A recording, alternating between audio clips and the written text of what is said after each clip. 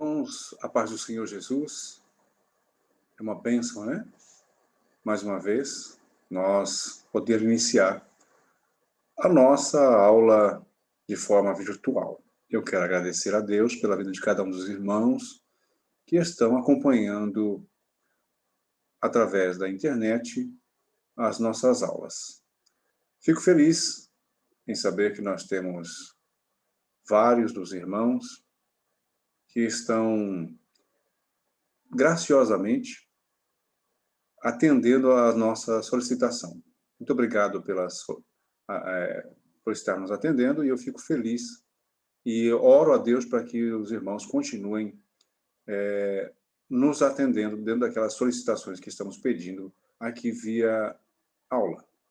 Muito bem, nós vamos começar hoje mais um segmento dentro do nosso livro, né? Já falamos da história dos patriarcas e nós vamos encerrar mais um patriarca hoje, que é Jacó. Jacó, ele, filho de Isaac, neto de Abraão, vai começar a sua jornada bíblica a partir do capítulo 27, os aspectos da vida de Jacó. Tem aí um pequeno detalhe do nome, né? O livro até fala que o seu significado é suplantador, mas quem disse isso foi Esaú. Esaú que faz uma brincadeira com a similaridade do nome. Não que o nome dele fosse esse. Os pais não iam dar um nome para o filho de enganador, mentiroso. Não, não. Os pais não iam fazer isso. Principalmente o patriarca Isaac, o filho da promessa, o filho de Abraão. Ele não ia dar o nome do filho de enganador, embusteiro, suplantador. Não, o nome dele é aquele que agarra. Futuramente, a gente pode discorrer sobre isso nas nossas aulas de hebraico. Olha que bênção. Lá no nível avançado, a gente estuda hebraico. A gente pode, então, falar sobre o Dagesh, que é um sinal maçorético que destaca o nome entre Dagesh e entre Yaakov e o nome Yaakov. Jacob e Yaakov. É essa a brincadeira. É como também acontece no caso de Babel e Balel, que é um trocadilho em hebraico sobre o nome da torre, né? O nome da torre significa confusão, que é Balel, Balel, Balael. E aí tem o Bavel, que é o Babel, traduzido de uma forma aportuguesada. Ocorre o mesmo caso aqui com Isaac. Isaac, o nome dele é aquele que agarra. Se você observar na vida de Isaac, ele fez jus ao seu nome. Ele agarrou o Esaú antes de nascer, porque o Esaú nasceu primeiro. Ele agarrou a bênção da primogenitura, ele não deixou escapar, ele soube como fazer isso, mesmo que de um modo de embuste, mas foi auxiliado por sua mãe, mas ele conseguiu o seu intento. Ele alcançou a primogenitura, a bênção da primogenitura. E para fazer mais jus ao seu nome, ele vai no Vale de Jaboque lutar com o anjo, e ali ele passa o tempo todo agarrado a esse anjo. Mais uma vez, o seu nome fazendo-se valer. Mas a Bíblia, o nosso livro vai chamar de fato que ele é suplantador. Não estou dizendo aqui que está errado, mas é um pequeno equívoco, tá bom? Muito bem. Nesse episódio da conquista, né, ele ter agarrado a bênção da primogenitura, ele engana seu irmão, de fato a Bíblia diz que ele enganou, e ele fez isso porque o irmão não deu valor naquilo que era de mais precioso naqueles tempos. Os irmãos, para ter uma ideia, a bênção do primogênito equivalia a obter 75% dos bens do pai.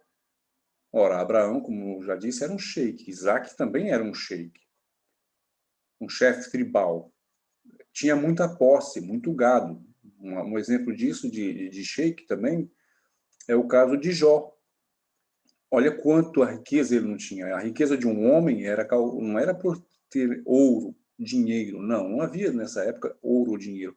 Era a quantidade de animais que ele possuía, o gado que ele possuía. Então, Abraão tinha muito gado, Isaac tinha muito gado, e a posse desse gado é que fazia um homem rico, tornava uma pessoa rica. E aí nós vamos encontrar que haviam, né, pessoas que estavam sobre a tutela desses sheiks. Muito bem. Nesse episódio, depois que Esaú descobre que ele foi sublevado da sua bênção da primogenitura, só lhe ia sobrar, se houvesse alguma coisa ainda, 25%. Esses 25% que sobejavam, que restavam, eles seriam divididos entre os demais filhos. No caso, por exemplo, de Jacó, que teve 12 filhos, o primogênito era Rúben, ele levaria 75% e os outros 25% seria dividido entre os demais 11 irmãos. Então, era muito pouco, né? Por isso a ira de Esaú. Esaú intentou, vou matar o meu irmão. Não enquanto meu pai estiver vivo, mas quando meu pai morrer. E aí nós acompanhamos no texto sagrado que ele foge de Esaú. A sua mãe, a Rebeca, ela aconselha ele, vá até a terra onde estão meus parentes, lá onde está Labão, vá para lá. E ele faz assim. Só que nesse percurso, quando ele sai de sua terra, de sua casa, para ir até a origem, né, da terra de sua mãe, ele vai parar em vários lugares. E um dos lugares que ele parou e dormiu, fez uma pedra de travesseiro, ele teve uma visão de Deus. Ele viu uma escada em que a base estava na terra e o topo chegava ao céu, e ele viu anjos subindo e descendo por aquelas escadas. E ele ficou extasiado com aquela visão. É uma evidência de que Deus estava com ele, né? Porque ele era um homem de oração. Ele orou, ele pediu a Deus a bênção do Senhor Deus. E ali ele ungiu aquela pedra, erigiu, né, ali um monolito, um altar, ungiu com azeite e deu o nome daquele lugar onde ele teve a visão de Betel, Beit El, casa de Deus. E ele orou a Deus ali, se o Senhor Deus me abençoar e eu for próspero em todos os meus caminhos, de tudo eu lhe darei o dízimo, ou seja, ele faz uma confissão de fé ali, ele se entrega, ele se rende, ele fala, puxa, eu não tenho nada, eu não adquiri nada, eu sou agora um fugitivo, um peregrino em terra estranha, longe de casa, longe da família, e agora o que eu tenho? Não tenho nada. Então ele faz um pacto com Deus, e Deus recebe o seu pacto, e ele faz esse voto. Se Deus for comigo e me guardar nesta jornada que me empreendo, e me der pão para comer e roupa para me vestir, de maneira que eu volte em paz para a casa dos meus pais, então o Senhor será o meu Deus. E aí ele faz um pacto com Deus. Esse pacto com Deus, ele promete adorar o único Deus verdadeiro. Que ele seria dizimista de tudo quanto ele recebesse do Senhor. Então é um voto de cristão, um voto de fidelidade, assim como nós temos também esse comprometimento com Deus de exercer a nossa jornada de fé, embora sendo peregrinos em terra estranha, exercermos a nossa jornada de fé sendo fiéis ao Senhor, sendo fiéis no dízimo, adorando a Deus e sempre restaurando o nosso altar interno, né? Só a título de constar, todo cristão tem em casa 2 altares. E aí eu faço uma pergunta e você responde para você mesmo. Como assim 2 altares, né? Aí a pergunta é, como está o seu altar na sua casa? Como estão os 2 altares da sua casa? O primeiro altar é a mesa. Você tem sido grato a Deus por tudo quanto Ele tem posto na sua mesa? Ou tem reclamado daquilo que o Senhor tem te dado? O segundo altar, se o primeiro altar é a mesa, o segundo altar é a cama. É onde você reclina a cabeça. É ali a cama, geralmente a gente dobra os nossos joelhos para orar, né? Antes de dormir, quando acorda. Aqui faz mais uma pergunta introspectiva e você responde a você mesmo. Tem orado o suficiente? Ou necessário? Porque orar nunca é suficiente, né? Orar é necessário. Bom, vamos continuar.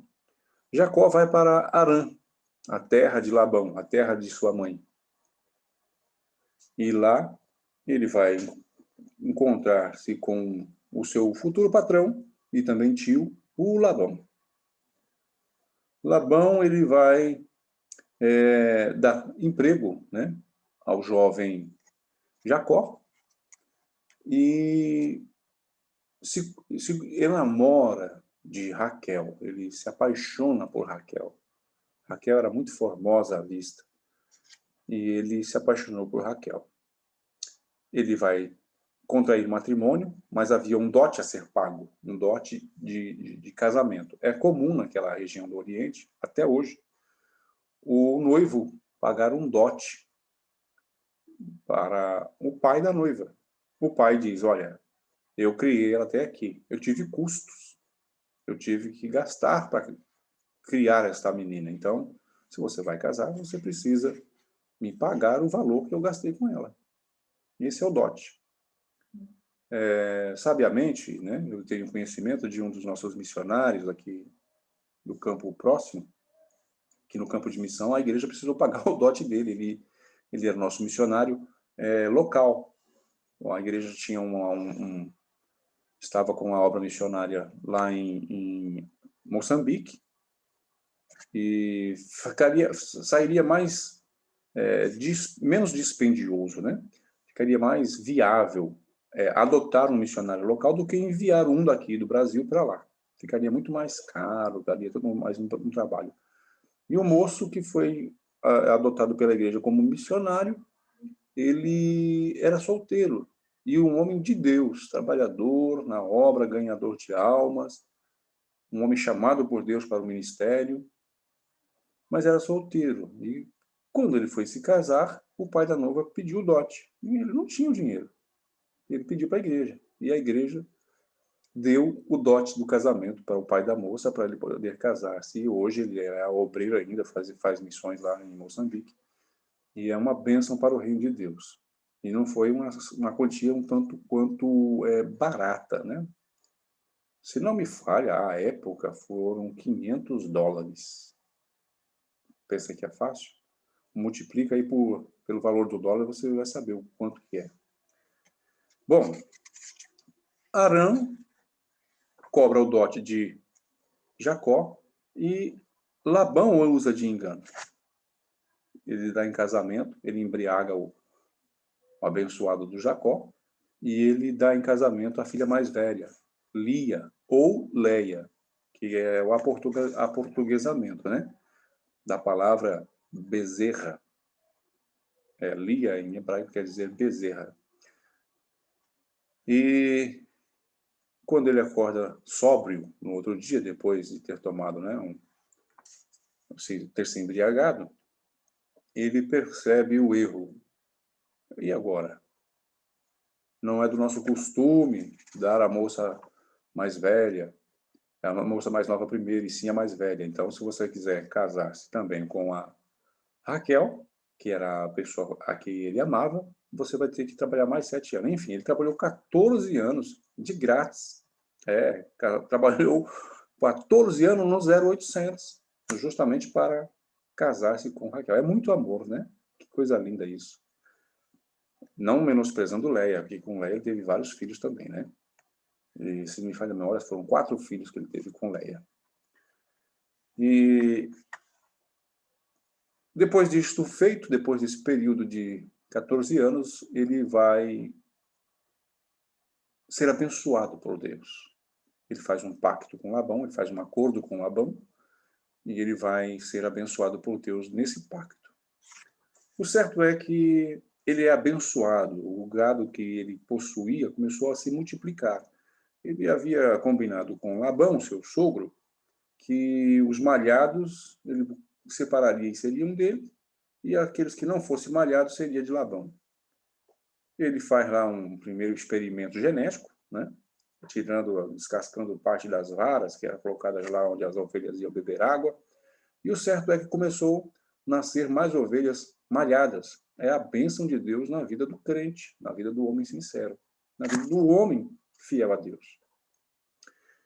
O certo é que o gado de Jacó cresceu muito, a ponto de Labão ficar meio desconfiado. Estava acontecendo alguma coisa. Era a bênção de Deus. Labão não estava entendendo. O certo é que ele precisa sair. Ele, numa manhã, num belo dia, melhor dizendo, né? A gente não tem especificidade se isso de fato foi numa manhã, mas eu estou aqui fazendo uma elucubração, né? Fazendo aqui uma suposição. E eu não, né? Ele sai com sua família. Ele pega as suas esposas, as duas, né? Raquel e Leia, também a Zilpa e Bila, que eram as servas, respectivamente, das suas esposas. Então, ele tinha 4 esposas no contexto. Seria uma poligamia. Isso não tinha a bênção de Deus, Deus nunca aprovou a poligamia. Nesse caso de Jacó, era o costume da época em ceder a esposa. Lembra, no caso de Abraão, que também cedeu? A gente viu isso numa das nossas aulas. Ele cedeu a sua escrava Agar para Abraão, para que ela fomentasse a família e fizesse um filho em Agar, para que fosse o herdeiro de todos os bens de Abraão. É o mesmo caso que acontece com Isaac, com Jacó, melhor dizendo, porque a Raquel era estéril. O certo é que Deus abençoou esse negócio. E ele vai agora retornar para a sua terra, rico, cheio de posses, gado em demasia, inumeráveis. Ele vai agora retornar para a sua terra. Nesse retorno para a sua terra, ele é sábio, porque ele ainda temia a ira de seu irmão, Esaú. A ira de seu irmão ainda era terrível. A palavra naquele tempo, uma palavra dada, era uma palavra que não tinha como documentar, né? Registrar em cartório. Então, a palavra tinha muito peso. E a palavra dada foi essa: o dia que eu te encontrar, eu te mato. Então, ele ficou preocupado. O que ele fez? O que ele pensou? Né? O que ele fez? Ele dividiu a caravana em blocos e foi mandando blocos à frente. Então, o primeiro bloco tinha uma certa distância. Vamos fazer aqui um comparativo, né? Uma distância de pelo menos 1 quilômetro, um à frente do outro. Então, quando ele se encontrasse com Saul, aquele bloco ia sendo ofertado a Saul como presente. Ele ia aplacar, olha como ele era inteligente, ele ia aplacar a ira de Esaú com presentes. E ele foi separando o povo, foi mandando parte dos seus servos, as esposas, os filhos, e foi mandando, e ele ficou para trás. Quando ele estava passando, né, como ele era o último da comitiva, o último da caravana, quando ele passou todo mundo, ele ia passar o vale de Jaboque, ou o val de Jaboque, que era um pequeno vale onde tinha um riachozinho. Ele estava transpondo o vale de Jaboque, aparece um personagem. Esse personagem está lá no capítulo 33, um encontro emocionante entre Jacó e um personagem que é chamado dentro da teologia de cristofania ou teofania, uma aparição divina. Nós já vimos isso numa aula passada. E ele vai lutar com esse anjo. Ele vai passar a noite inteira agarrado a esse anjo. Tem até uma figura simbólica aí no nosso livro, né, na página de número 50. E ele, agarrado ao anjo, ele pedia a bênção. Dá para dizer que era uma cristofania, porque Jacó pergunta o nome do anjo. E o anjo vai responder que é como um dos nomes do Senhor Deus. Por que pergunta o meu nome se é maravilhoso? Nós sabemos lá em Isaías, o anjo, o profeta vai mencionar um dos nomes do Senhor Deus como maravilhoso. Essa jornada, né, nessa luta contra o anjo, a manhã já vinha nascendo, né, o raiar do sol já vinha despontando, O anjo viu que não tinha jeito, que aquele homem era obstinado, não ia largar, porque queria a bênção. Eu não largo se o Senhor não me abençoar. Porque Jacó entendeu que aquele personagem era o próprio Deus. Eu não te largo, eu não deixo.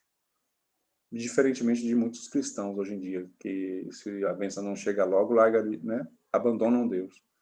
Mas Jacó não. Jacó era obstinado, determinado. Ele não abandonou, ele não soltou, ele não largou. Olha, estou agarrado ao seu pé, só te solto se o Senhor me abençoar.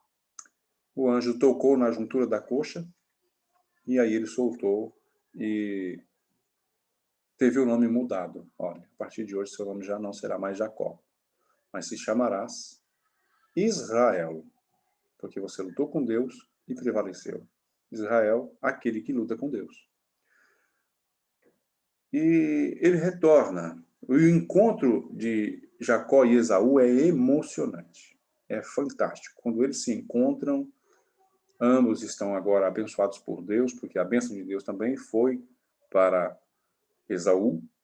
Deus o enriquecera. E eu acho lindo um dos textos bíblicos que está ali no capítulo 33, se não me falha a memória, o verso 6, quando eles se encontram, Esaú e Jacó choram, e Jacó diz, olha, eu estou olhando para você como quem olhasse para o rosto de Deus, meu irmão. E aqui fica uma lição para nós. Você quer ver Deus? Olhe no rosto do seu irmão. Você vai ver Deus no rosto do seu irmão. Olha, isso é lindo, hein? Isso é maravilhoso. Tem um episódio aí de Diná, né? A partir do capítulo 34, Diná, filha de Jacó, ela é violentada pelo príncipe de Siquém, e nós vamos agora encontrar a última jornada de Jacó, no capítulo 35. Jacó vai para Betel, ao lugar da promessa, o lugar do pacto, lá atrás, onde ele ergueu um altar ao Senhor. E lá, em Betel, ele cumpre o seu voto. Ele rompe com os ídolos, né, porque ainda havia alguns ídolos os ídolos domésticos. Ele faz ali um pacto com Deus, mas ele renova os votos, na verdade, né? E ele tinha uma dívida com Deus, ele paga a sua dívida ali. Vai nascer Benjamim, o filho amado de Raquel. Raquel concebe os filhos para ele, né? O filho de Jacó, o caçula, o Benjamim, Ben-Yamin, é o filho da minha mão direita, Ben-Yamin. Na verdade, ele ficou tão triste, ele ia chamar o menino de Benoni, que é filho da minha tristeza. Não, aí o seu nome foi mudado para Benjamim, que é filho da minha mão direita. Está descrito aí no nosso livro, na página 52, o nascimento aí de Benjamim e a descendência de Esaú, que também era príncipe, né? Aí nós vamos passar para uma das partes em que o livro de Gênesis ele vai deter 13 capítulos do seu livro para falar de uma das mais lindas histórias do Velho Testamento. Uma das. Né? Existem muitas histórias lindas. O fato aqui que nós acabamos de mencionar sobre a vida de Jacó, a chamada de Abraão, né? A chamada de Deus para Noé, o pacto de Deus com Noé, mas nós vamos encontrar uma das mais lindas, se não a mais linda, né? Eu aprecio muito esses 13 capítulos que vai contar a vida, né, de José. José é o primogênito de Jacó, ou o filho mais velho de Raquel com Israel, José. Ele vai aparecer no cenário bíblico por volta dos 17 anos. Já era um adolescente, né, um rapazinho. José, ele foi maior do que Abraão, maior do que Moisés e maior do que Davi, moralmente falando. E podemos dogmatizar que José foi incomparável e que maior do que José é somente Jesus. Observe que o livro de Gênesis, ele não se detém para falar tão de forma tão assim minuciosamente, essa é a palavra, pormenorizado, minuciosamente, como vai falar de José. Ele não se detém a falar de Abraão assim nos mínimos detalhes, não se detém de falar de Isaac. Isaac, aliás, é poucos os capítulos, muito pouco. Jacó tem um pouco mais, mas de José, os 13 últimos capítulos do Gênesis traz essa linda história. Bom, nós vamos estudar, a partir de então, estas páginas, né, da história de José. Ele é humilhado. Sempre é assim, irmão. O processo começa com a humilhação. O negócio começa com humilhação. Humilhai-vos perante a potente mão do Senhor, e ele vos exaltará. É o que diz a Bíblia. José, ele foi o 11º filho de Jacó e o primeiro filho de Raquel, a mulher que ele amava, de fato. Não que ele menosprezasse Leia ou Lia, não que ele menosprezasse Bila ou Zilpa, não, eram suas esposas. Mas ele tinha um amor, um carinho especial com Raquel.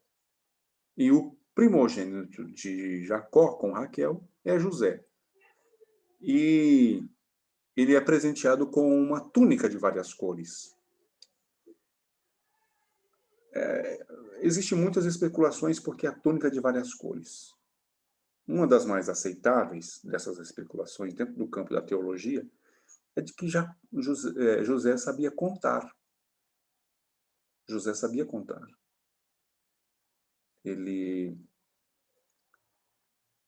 era, então, o mordomo, o contador das ovelhas, o contador do rebanho de seu pai. Era o filho de Raquel, né, o filho querido. Todos os outros filhos também eram queridos. Tanto é que nós vamos ver esses episódios, né, com Rúben, Judá, e é de Judá que vai nascer o libertador, que vai nascer o Messias, não é de José. Então, o pai Jacó, ele não menosprezava nenhum dos seus filhos, não inferiorizava nenhum dos seus filhos, mas ele tinha um apreço maior. É como nós também somos pais, a gente sempre tem. Não era para ter, não era para ocorrer, mas isso ocorre, infelizmente. Nós sempre temos um filho mais preterido, um filho mais querido, né? O mais obediente, às vezes, né? Que mais agrada o pai ou a mãe. Enfim, isso é coisa de família. José, ele era ainda menino e ele aprendeu a contar. Os demais, eu acho que eram analfabetos, então, né? Dentro dessa visão teológica. E ele recebe de seu pai essa predileção. Ele tem sonhos, né? Era um menino sonhador, como todo jovem é um jovem sonhador, como todos nós temos os nossos sonhos. José tinha os seus sonhos. José sonhava. E, por ser o filho predileto de seu pai, despertou ciúme nos outros irmãos. Ele,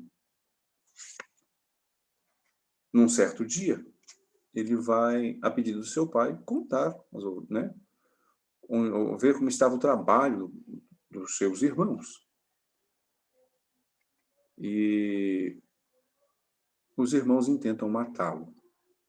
E Rúben, o mais velho, falou, não vai matar o menino, não. Vamos fazer o seguinte, vamos jogar ele no poço, porque Rúben tinha a intenção de depois ir lá libertá-lo. E porque os demais queriam matar mesmo, né? Literalmente, o José. Por causa dos seus sonhos, que ele mencionava, né? Olha, eu tive um sonho, eu sonhei que o sol, a lua e 11 estrelas se curvavam para mim. olha, pai, eu tive o sonho de que todos nós estávamos colhendo trigo lá no eirado, e os molhos de trigo de cada um dos senhores se curvavam diante do meu molho. Então o pai falou, opa, peraí, meu filho, então quer dizer que todos nós vamos se curvar, eu, sua mãe e seus irmãos, nós vamos se curvar diante de você? Então aquilo ficava meio, né? Sonhador. José o sonhador. Nesse levante contra José, os irmãos, eles lançam no poço, matam um cordeiro ou um animal selvático lá e mancham de sangue, né, na túnica que era de José, e mostram para o pai Jacó, olha, seu filho morreu, uma besta fera comeu. Bom, ali encerra-se para Jacó a vida do José. Mas a gente sabe que o José teve um percurso, um projeto de Deus na vida. Lembram-se da nossa aula passada que eu disse que o curso da arca, a arca não estava a ermo no oceano infinito de água que havia no dilúvio? A vida de José também não estava a ermo. José não estava perdido. José é vendido, né, como escravo, vai parar na casa de Potifar, no Egito, e lá na casa de Potifar, ele é constituído como mordomo, como chefe maior de todos os escravos da casa de Potifar.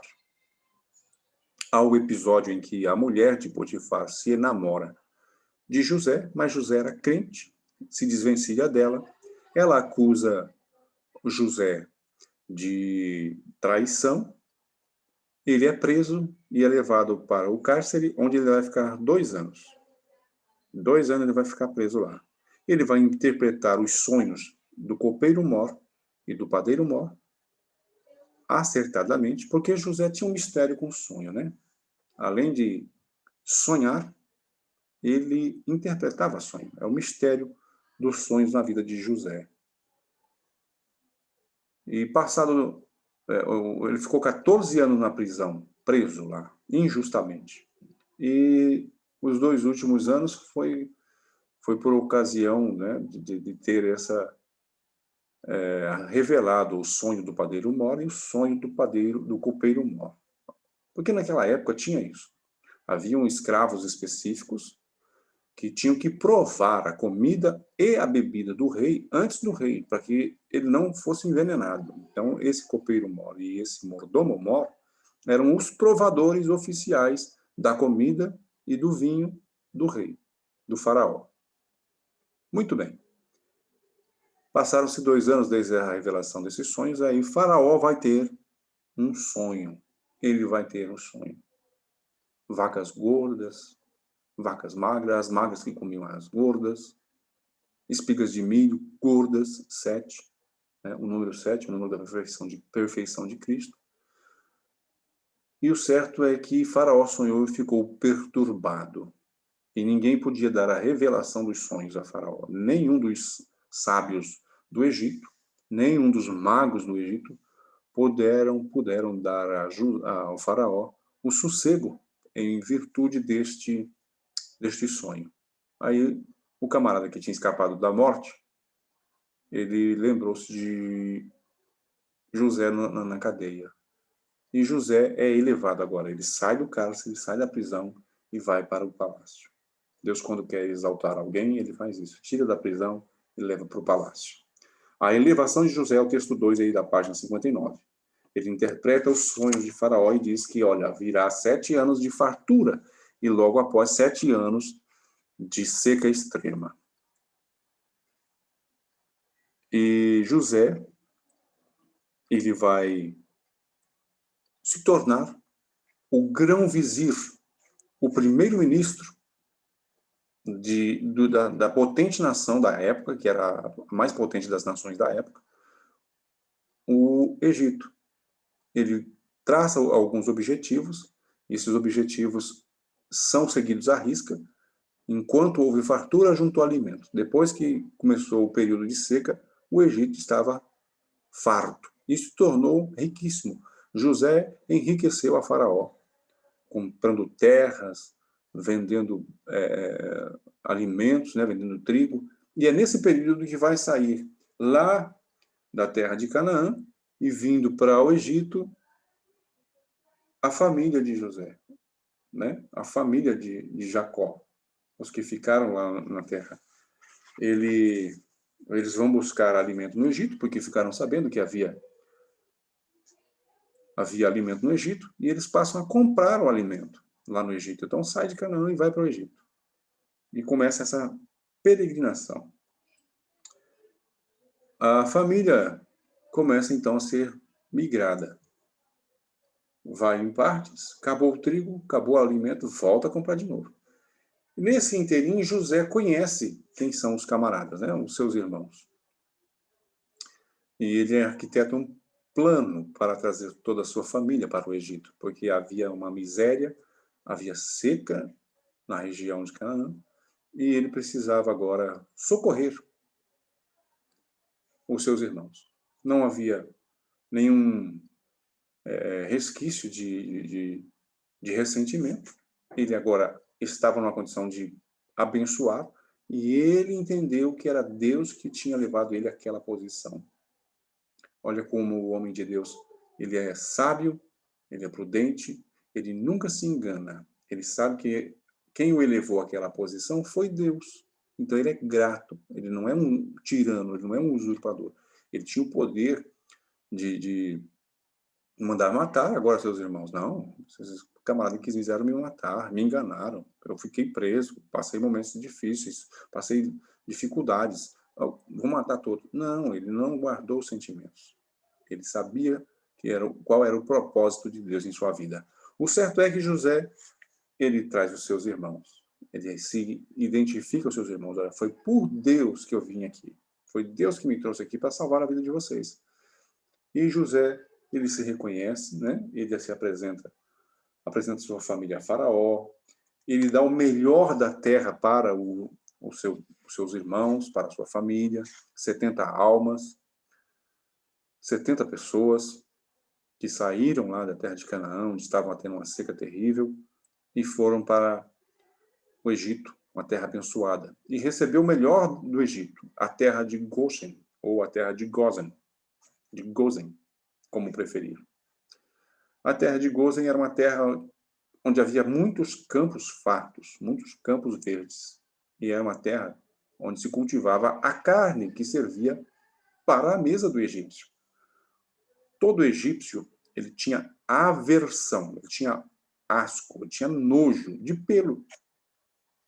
De pelo. Eles rapavam tudo, rapavam a sobrancelha, tiravam os cílios, rapavam a cabeça, rapavam os pelos, eles então tinham aversão a pelo. Por isso que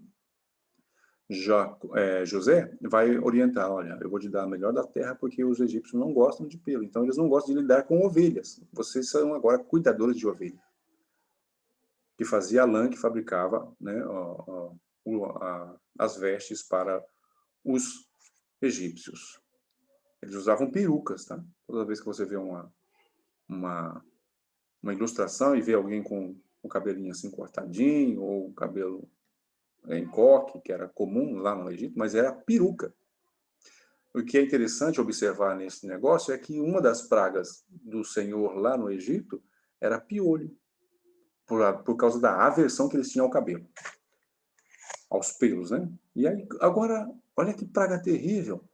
O piolho dava na peruca. Não tinha cabeça, não tinha cabelo, era tudo careca, tanto homem como mulher. Tanto os homens, as mulheres, as crianças, eram todos eles calvos e usavam perucas. Que mistério, né? Deus mandando uma praga de piolho. É bênção. Deus sabe o que faz. Jacó estava na época com 130 anos de idade, quando o José, por volta de 40 anos, assume o trono do Egito. E Jacó vem a morrer ali no Egito. Mas só que antes de morrer, a bênção do patriarca, lembra? A bênção do sheik, ele vai abençoar os filhos de José. Efraim e Manassés, os filhos de José. E mais uma vez, o mistério do menor sendo abençoado pelo maior. As mãos trocadas. Não, pai, está errado. A mão direita é na cabeça do primogênito. Não, não, não. Meu filho, eu sei o que eu estou fazendo. Porque o Isaac já, né, o Jacó já tinha passado por isso antes. Tinha experiência, tinha bagagem com Deus. Eu sei o que eu estou fazendo. José, ele é um tipo de Cristo. José é um tipo de Cristo. José era amado pelo seu pai Jacó. Cristo é amado pelo seu pai, o nosso Deus. A distância entre José e eles era sob um aspecto moral, e a distância da separação de seus irmãos judeus também é evidenciado. Os sonhos de José revelariam uma glória futura que ele obteve. Jesus, ele também recebeu do Pai uma glória, né? E ele receberá uma glória maior no futuro, quando a sua noiva, a igreja, eu e você, chegarmos na eternidade. E tem muita tipologia na vida de José, um tipo de Cristo. Jacó vai morrer, vai ser sepultado no Egito, na cova de Macpela, que fora comprado nos filhos de Et. Ele foi embalsamado, ou seja, ele se tornou uma múmia. Jacó foi mumificado lá no Egípcio. Macpela não ficava no Egito. Deixa eu fazer uma correção aqui. Macpela foi a terra que Abraão comprou dos filhos de Et. E lá estava enterrado Abraão, Isaac, Sara, e agora Jacó vai ser enterrado lá junto com seus pais. Ele foi reunido ao seu povo, né?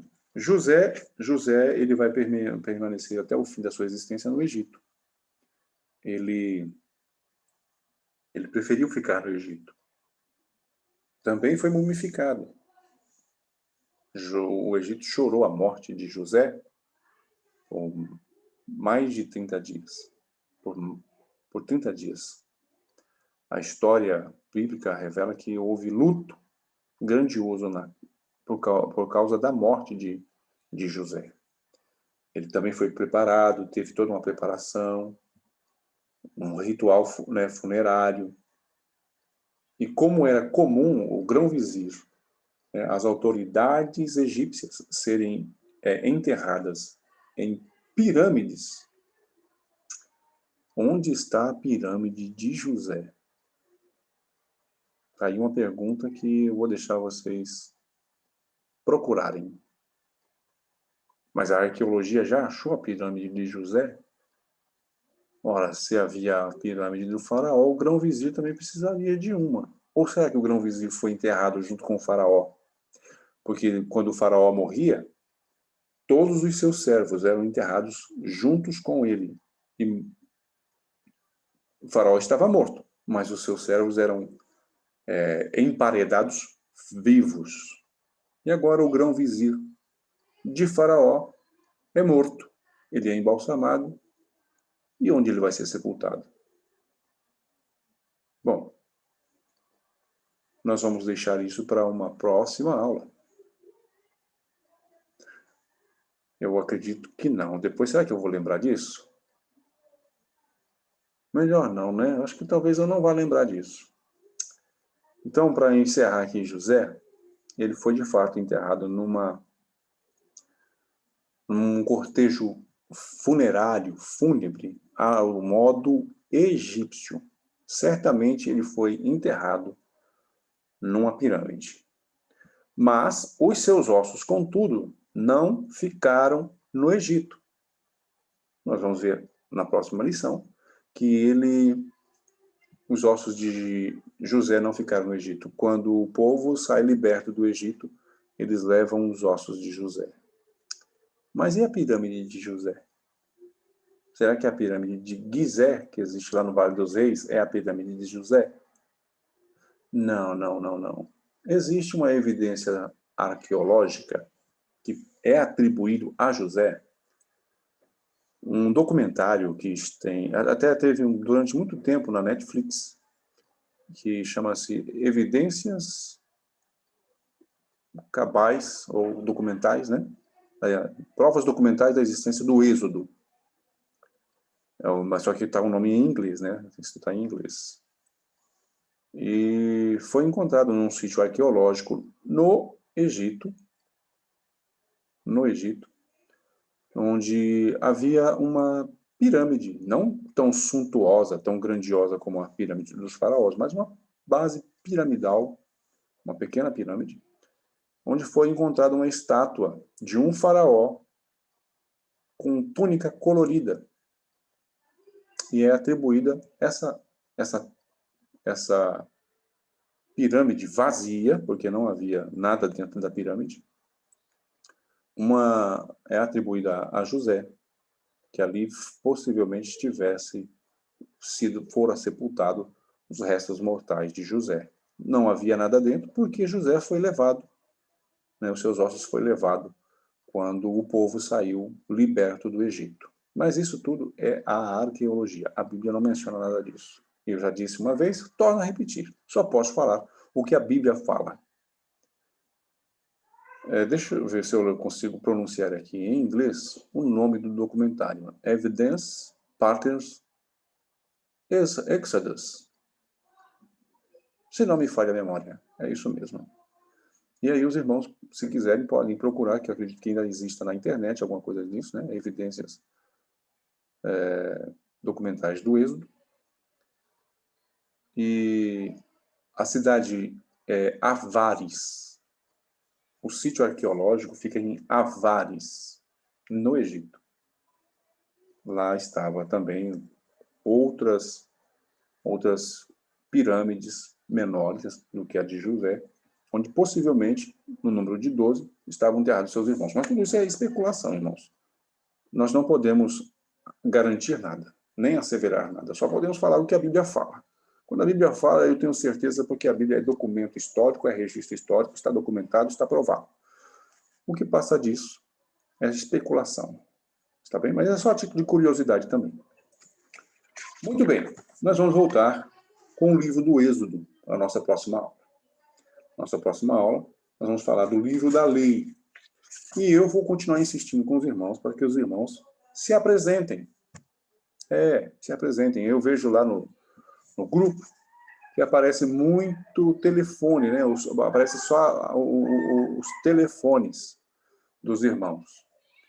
Eles estão lá, mas não há o rosto, porque não há, né, o rosto dos irmãos nos WhatsApp. Então, identifiquem-se para que a gente possa conhecer e cumprimentá-los, como a irmã Márcia já fez hoje no nosso grupo do WhatsApp. Deus abençoe os irmãos. Até a nossa próxima aula. Fiquem todos na paz do Senhor Jesus.